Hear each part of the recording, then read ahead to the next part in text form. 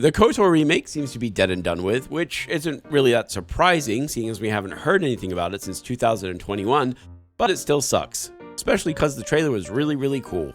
News comes to us from Giant Bomb's Jeff Grubb, who stated during his Friday morning podcast, "I just want to clear it up.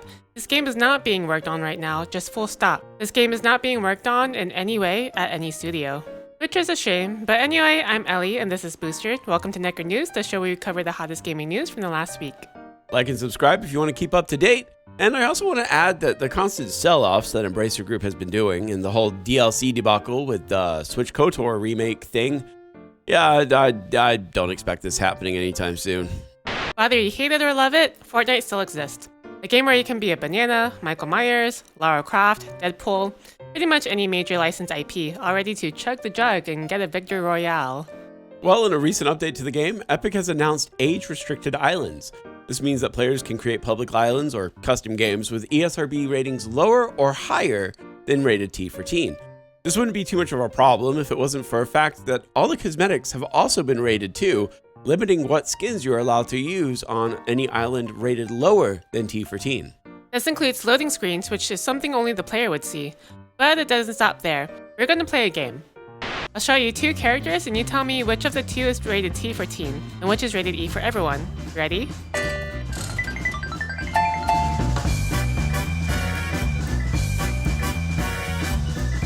They're both bad.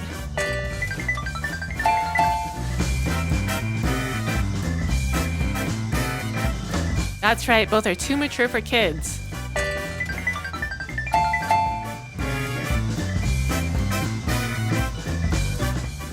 Yep, Rick Sanchez is fine for all ages.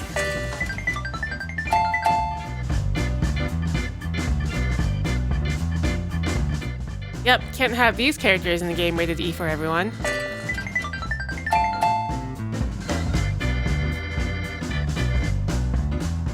And that's right, Michael Myers is A-okay. How many did you get right? Tell me how much you failed in the comments below.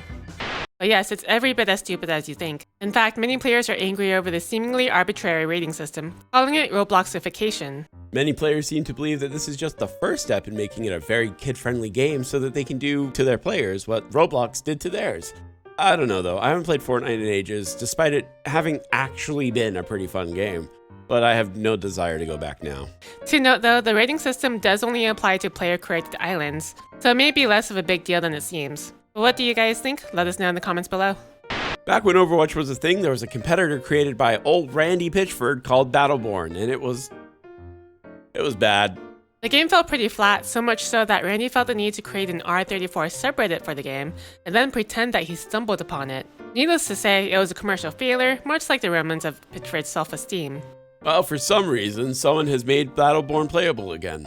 Right now, you can only play the PvE solo, but it's available for the Steam version of the game, and apparently PvP modes will be coming soon, but you gotta join their Discord to get access to it. So if you're one of the 5 people in the world who enjoyed Battleborn, congrats, you can play it now. Alone. By yourself. Isolated, with no one to share it with. Are you good? Yeah, I'm fine. Oh, okay. Another week, and yet another tactical military shooter that's gone weird. But unlike Cult of the Pile, this one is sad weird, not funny weird. As it's turned from a game people were hyped over into what seems to be a scam. So, this is Chance. He's a former modder for the game Squad, and had built himself a decent reputation, even selling his Australian faction mod to the developers of the game. And then he went on to create his own studio, 0 Hour. 0 Hour had begun work on their own game, Burning Lands. It's going to be a large-scale tactical military shooter set in Vietnam, and fans of the genre were very excited. But unfortunately, the entire project seems to have screeched to a halt. So to start, YouTuber Moydog accused Chance, the developer, of stepping over the line when asking to be a content partner. See, Chance kept asking for monthly videos to promote Burning Land. But because Chance wasn't paying anything for the promotion, Moy said he wasn't interested unless there were major updates. This was all while there wasn't any gameplay to talk about, only models for a few assets. Chance later asked Moydog for a video on Burning Land's Kickstarter campaign, offering Moy the chance to be a part of the selected testing sessions and selected recording sessions. However, he'd still have to pay the game's $65 price to get that access. What's more, this was allegedly straight to Chance's personal PayPal account under the family and friends option, not as a business transaction. Moydog didn't fall for this red flag, and he ceased all contact with Chance. The week after, 19 out of 22 of Zero Hour Interactive's developers boycotted Burning Lands, and in an open letter shared on the game's Discord server, they claimed there were issues with the management's direction, structure, and transparency. The issue with transparency was later elaborated as being over the company and its finances. Allegedly, none of the developers had been paid for their work in over 3 years and were treated more like consultants. The 19 developers said they'd strike, but management refused to address their concerns and continued with the Kickstarter launch.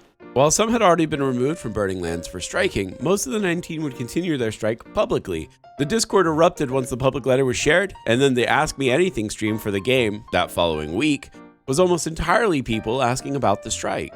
So to recap, Chance wasn't paying developers, asked content creators to make free videos, and firing devs for being outspoken. And what about that Kickstarter?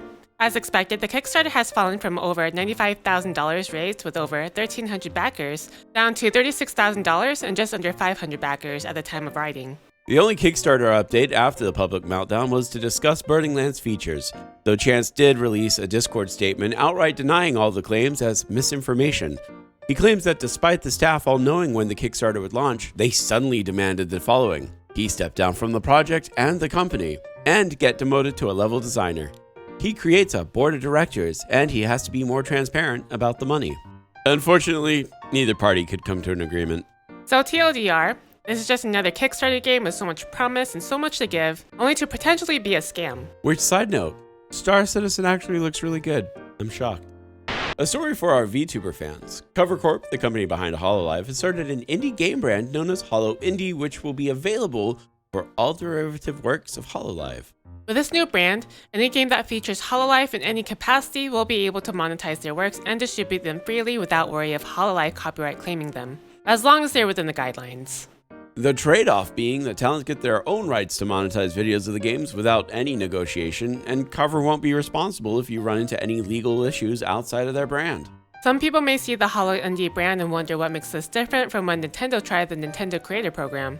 The big difference is that Corp isn't going to copyright strike any games that aren't part of Holo Indie. In fact, the creator of Holocure already stated he won't be part of the program, as he's already given permission and he doesn't intend to monetize the game. In other words, Hololive does what Nintendo don't. This week's Buried Alive Banger, a segment where we cover a game our community doesn't think has had enough attention, is called UFO Robot GRENDIZER! Yeah, the cult anime show from the 70s got a fully 3D brawler that looks friggin' cool. It's full of passion. Look at it. It faithfully recreates a lot of the moments from the show, as well as switching into a shmup for a lot of the UFO mode. Don't expect DMC, but don't expect to waste some money. For $40, you could have gotten a lot worse.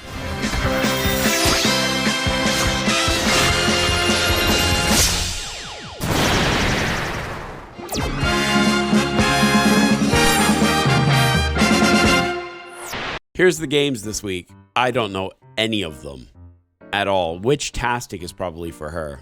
Okay, and here's our schedule for next week. We'll be starting Grim Dawn with numbers, and Booster will be helping me with Baldur's Gate. So there's that.